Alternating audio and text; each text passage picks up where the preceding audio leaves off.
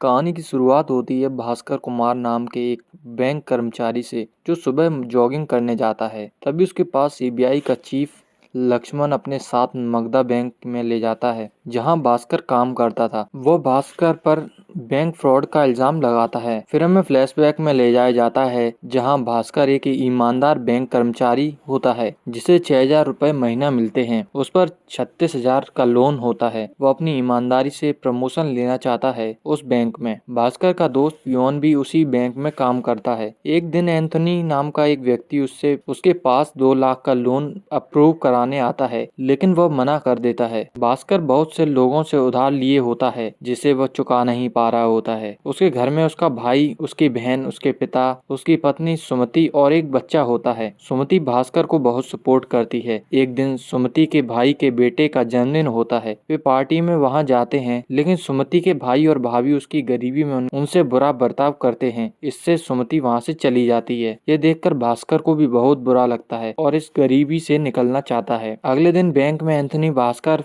उससे फिर से मिलता है और वह बताता है कि उसका 2 लाख का माल पोर्ट पर फंसा है, जो नीलाम होने वाला है, और कहता है कि अगर वह उसको 2 लाख रुपए दे तो वह उसको 10% के ब्याज पर देगा। तो भास्कर उसे बाद में आने को कह देता है। अगले दिन जब उसका प्रमोशन होने वाला होता है, तभी उधार वाले उसके घर आ जाते हैं और उसकी बेइज्जती करते हैं। साथ में उसका स्कूटर भी ले जाते हैं। वह पैदल ही बैंक चला जाता है, जहाँ उसकी जगह पर किसी और को प्रमोशन मिल जाता है। उसके साथ के कॉलीग्स को भी बहुत बुरा लगता है। बाद में वह बहुत रोता भी है। तभी एंथोनी भी आ जाता है, जिसे भास्कर ने फोन करके बुलाया होता है, और उसे 2 लाख रुपए दे देता है और उससे कहता है कि वह 20% प्रॉफिट लेगा। और जिसके बाद एंथोनी चला जाता है। भास्कर का दोस्त उससे पूछता है कि इतने रुपए उसके पास कहाँ से आए, तो वह बताता है कि उसने बहुत परेशानी देखी है, लेकिन अब नहीं, उसने ये रुपए बैंक के लॉकर से उठा लिए हैं। जैसे ही एंथोनी उसे रुपए देगा, वह उन पैसों को लॉकर में फिर से रख देगा। एंथोनी भास्कर को बताता है कि वह दूसरे देशों से सामान खरीदता है और इंडिया में महंगे दामों में बेचता है। शाम को एंथोनी भास्कर के पास जाता है और 2.5 लाख दे देता है। वह चुपके से बैंक में 2 लाख रुपए रख देता है और 50,000 अपने सारे उधार चुका देता है। ऐसा करने से उसे भी अब मजा आने लगता है। अब वह यही काम करता है, बैंक से रुपए लेकर एंथोनी और अपने दोस्त के साथ व्यापार करने लगता है, जिससे भास्कर की स्थिति भी ठीक होने लगती है। एक दिन एंथोनी अपनी लास्ट डील 10 लाख की भास्कर के साथ करने को कहता है, जिसके बाद वह अपने बेटे के पास अमेरिका चला जाएगा, जिसमें प्रॉफिट भी बहुत अच्छा खासा है। भास्कर थोड़ा डरता है बैंक से 10 लाख उठाने के लिए, लेकिन जब वह अपने परिवार की तरफ देखता है तो वह मन बना लेता है। अगले दिन वह बैंक में जाता है एक सूटकेस लेकर और अपने एचओडी से बचकर 10 लाख रुपए निकाल लेता है। पोर्ट पर वह देखता है कि 3 महंगी गाड़ी उतरती हैं, लेकिन जिस डीलर को वे ये गाड़ी बेचना चाहता है, उस पर रेड पड़ जाती है, जिससे भास्कर और एंथोनी टेंशन में आ जाते हैं। वे कोई और डीलर को ढूंढते जो गोवा में होता है। वे गोवा निकलते हैं और नकली सरकारी नंबर प्लेट लगाकर गोवा पहुंच जाते हैं। उन गाड़ियों को बेचने पर उन्हें बहुत प्रॉफिट होता है और एंथोनी अमेरिका चला जाता है और भास्कर को अपना नंबर देता है और कहता है कि जब भी उसे जरूरत हो वह कॉल कर ले। अगले दिन भास्कर बैंक में 10 लाख रुपए रखने जाता है, तो पता चलता है कि वहां पुलिस और कुछ सीनियर्स वहां हैं। भास्कर को लगता है कि उसकी चोरी पकड़ी गई, लेकिन ऐसा नहीं होता, बल्कि बैंक के मैनेजर को एक फ्रॉड के चक्कर में पकड़ लिया जाता है। भास्कर चुपके से रुपए रख देता है। घर आकर भास्कर को पता चलता है कि उसका भाई को अमेरिका के टॉप कॉलेज में सीट मिली है, जिसके लिए 6 लाख रुपए लगेंगे। तो भास्कर के सारे कमाए हुए रुपए उसमें चले जाते हैं। अगले दिन बैंक के बड़े चेयरमैन भास्कर को बुलाते हैं और उसको मगधा बैंक का मैनेजर बना देते हैं, उसकी ईमानदारी देखकर, और साथ में गाड़ी भी दे दी जाती है। इस खबर से भास्कर बहुत खुश हो जाता है और ये खबर वह अपने परिवार को भी बताता है। अब हमें प्रेजेंट में दिखाया जाता है कि सीबीआई अफसर लक्ष्मण भास्कर के अकाउंट चेक करता है, जिसमें 100 करोड़ रुपए होते हैं। वह हैरान रह जाता है ये सब देखकर। तब वह बताता है आगे की स्टोरी। बैंक में चेयरमैन भास्कर को जिम्मेदारी दे बताते हैं और कहते हैं कि हर्षा मेहता को देखे रहना। हर्षा मेहरा एक बड़ा क्लाइंट होता है और एक ब्रोकर भी। कोई भी बैंक बिना हर्षा मेहरा के किसी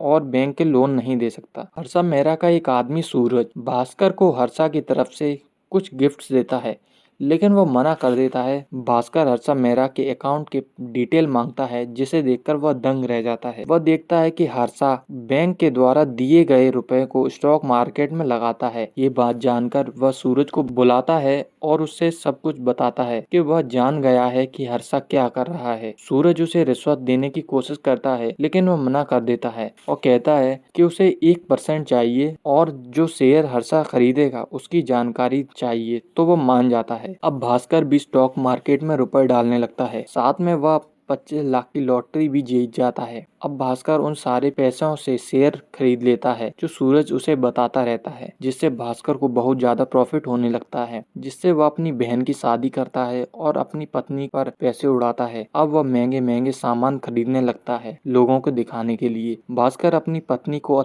आचार का एक शॉप खुलवाता है, जिसे वह अपनी ब्लैक मनी को व्हाइट मनी में कन्वर्ट करने के लिए खुलवाता है। भास्कर के पास पैसे आने की वजह से घमंड आने लगता है। वह सीधे मुंह किसी से बात नहीं करता है, बल्कि अपनी पत्नी और परिवार से भी ठीक से बात नहीं करता है। एक दिन कटारी बैंक, जिसे भास्कर की बैंक ने लोन दिया था हर्षा मेहरा के द्वारा, उसका मैनेजर भास्कर के पास आता है और कुछ काम से। तब उसे पता चलता है कि हर्षा मेहरा झूठे साइन बनवाकर मगधा बैंक से 100 करोड़ रुपए ले चुका है, लेकिन कटारी बैंक ने सिर्फ 9 करोड़ का लोन ही लिया था। ये सुनकर कटारी बैंक का मैनेजर आत्महत्या कर लेता है। भास्कर ये सबसे दंग रह जाता है। तभी सूरज वहाँ आ जाता है। भास्कर उस पर चिल्लाता है कि उसका बॉस हर्षा सबको बेवकूफ बना रहा है। वह कहता है कि अब वह और लोन नहीं दे पाएगा, तो सूरज उसे ब्लैकमेल करता है कि वह भी इसमें फंस जाएगा। घर जाकर भास्कर के पास फोन आता है कि उसका दोस्त जेल में है एक फ्रॉड के चक्कर में, तो भास्कर उसे बचाता है। अगले दिन सुमति अपने घर जाती है, जहां उसका भाई को लॉस हो जाता है, जिसके लिए भास्कर पैसे नहीं देता। उसकी पत्नी घर आकर उस पर चिल्लाती है कि वह पहले से अब बदल गया है। तभी भास्कर का पिता, जो कि एक टॉप के चार्टेड अकाउंटेंट रह चुके थे, जिन्होंने बोलना बंद कर दिया था एक लॉस की वजह से, वो भास्कर को बुलाते हैं और उसे समझाते हैं कि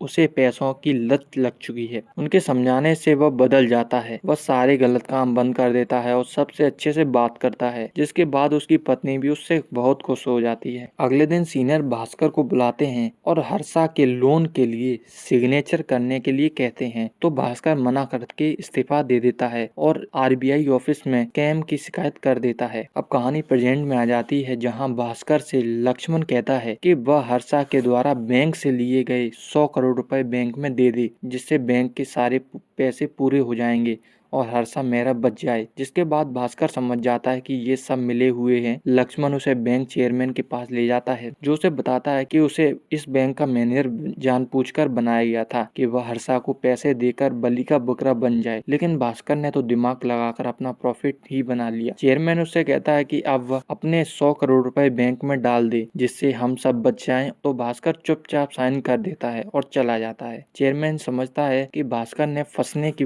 वजह से साइन कर दिए होंगे। बाद में चेयरमैन को पता चलता है कि भास्कर ने 10 दिन पहले ही अपना अकाउंट बंद करवा दिया था और सारे रुपए निकाल लिए थे। तभी आरबीआई वालों ने चेयरमैन और सीबीआई अफसर लक्ष्मण को गिरफ्तार कर लिया। बस भास्कर ने आरबीआई में कंप्लेन की, इसलिए भास्कर को निर्दोष कर दिया गया। भास्कर अपने परिवार के साथ अमेरिका सेटल हो जाता है, जहां उसने एक इंटरनेशनल होटल खोल लिया और कहानी यहीं खत्म हो जाती है। तो दोस्तों, कैसा लगा आपको हमारा ये एक्सप्लेनेशन, हमें कमेंट में बताएं और हमारे चैनल को भी जरूर सब्सक्राइब करें। धन्यवाद।